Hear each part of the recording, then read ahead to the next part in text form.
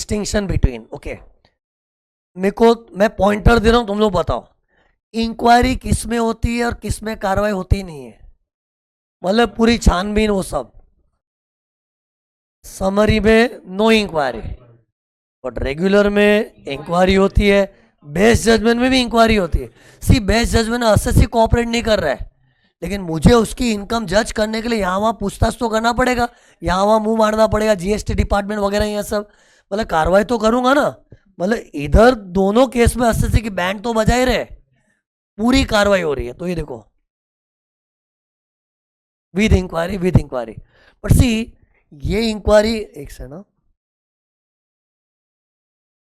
ये जो इंक्वायरी लिखा है ना, मैं इधर 142 नहीं कहना चाह रहा हूं, ऐसे जनरल कार्रवाई 142 के लिए तो अभी भी मेरा स्टैंड क्या है, it may happen, it may not happen. तो कितने लोग ये क्यों बोला, क्योंकि मुझे पुराने बैचेस में डाउट है, सर आपने इधर इंक्वायरी लिखा विद इंक्वायरी, थोड़े टाइम पहले तो बोले थे 142 नहीं भी हो सकता है। अरे मैं इधर जो इंक्वायरी वर्ड लिखा हूं ना वो जनरल है। जैसे रेगुलर असेसमेंट में क्या होता है, एसएससी को ऑफिस बुला के उसको ड्रिल तो करते हैं ना, वो भी तो इंक्वायरी है। बेस्ट जजमेंट उसकी इनकम जज करने के लिए यहाँ वहाँ पूछताछ करते हैं, वो भी तो इंक्वायरी है। तो 142 तो हो ना हो सब डिस्क्रिशनरी है। ये इंक्वायरी मतलब जो बेसिक छानबीन करनी होती है ना, वो बोल रहा हूँ, वो तो करना ही पड़ेगा ना। और समरी में तो उसकी जरूरत ही नहीं है, क्योंकि तुमने जो रिटर्न में सबमिट किया है उसी को प्रोसेस करके काम हो जाता है।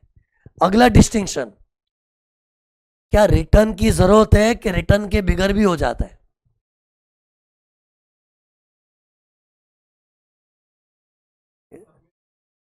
समरी में रिटर्न इज मस्ट, क्योंकि समरी असेसमेंट का मतलब ही क्या, प्रोसेसिंग ऑफ रिटर्न। वो पता है मैंने कंप्यूटर की ड्राइंग बताई थी, इनपुट प्रोसेसिंग आउटपुट, आउटपुट के लिए पहले इनपुट ही रिटर्न है, तो रिटर्न तो चाहिए।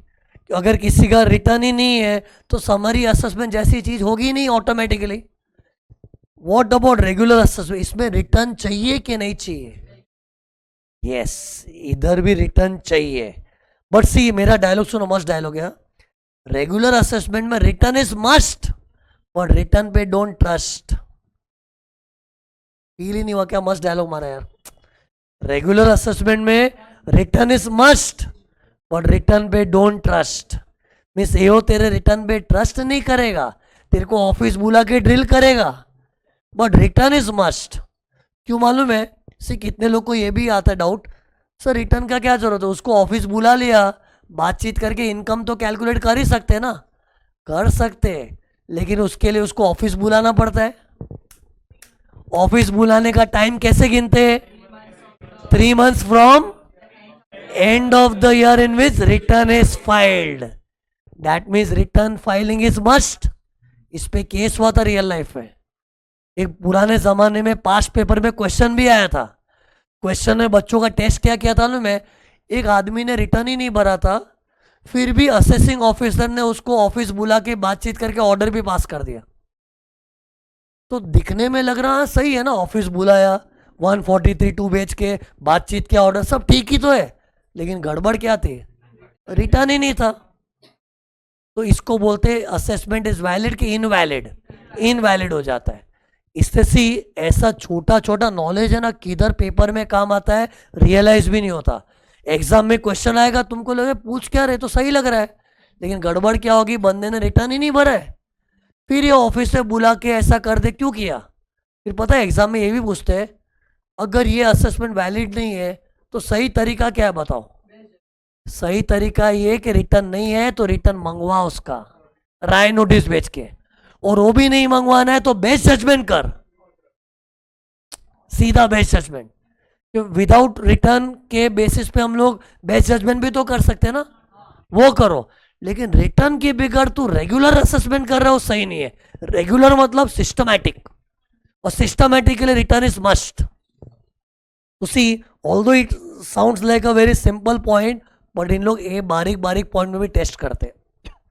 इधर बताओ क्या आएगा, मे और मे नॉट बी फाइल्ड। इधर तो रिटर्न है तो भी अच्छी बात है, रिटर्न नहीं है तो भी, अरे कई बार तो रिटर्न नहीं भरा है, वही जड़ होती है बेस्ट जजमेंट की।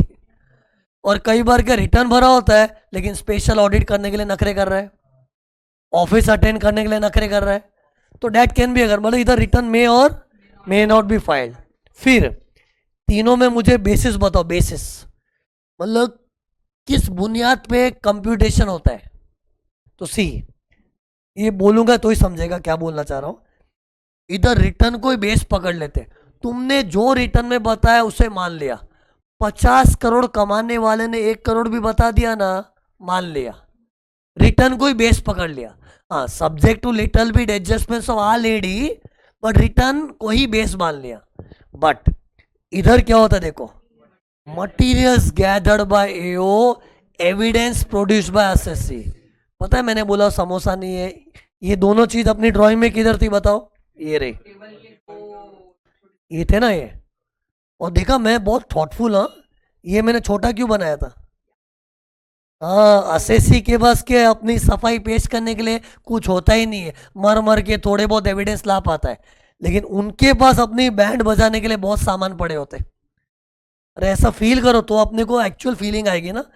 तो ये मटेरियल्स गैदर्ड बाय एओ और ये एविडेंस प्रोड्यूस्ड बाय एसएससी था, इसको बेस लेते हैं। सी, रिटर्न चाहिए लेकिन रिटर्न क्या साइड में पड़ा रहता है, लेकिन बेसिस क्या होता है, मटेरियल्स एंड योर एविडेंस। फिर ये देखो इधर क्या आएगा बताओ, yes, materials gathered by AO and judgment of AO, ये भी मैंने इधर फील करवाया था। ये मटेरियल्स है और ये जजमेंट है, दोनों चीज। सिर्फ जजमेंट लगा है तो गैस वर्क बोलते हैं, कुछ बेस चाहिए। फिर ये पॉइंट जोरदार है, इधर टाइम लिमिट है। सुनो, इधर क्या होता है, डायरेक्ट इंटीमेशन आता है, डायरेक्ट 9 महीने में, 9 महीना from end of the year in which return is filed.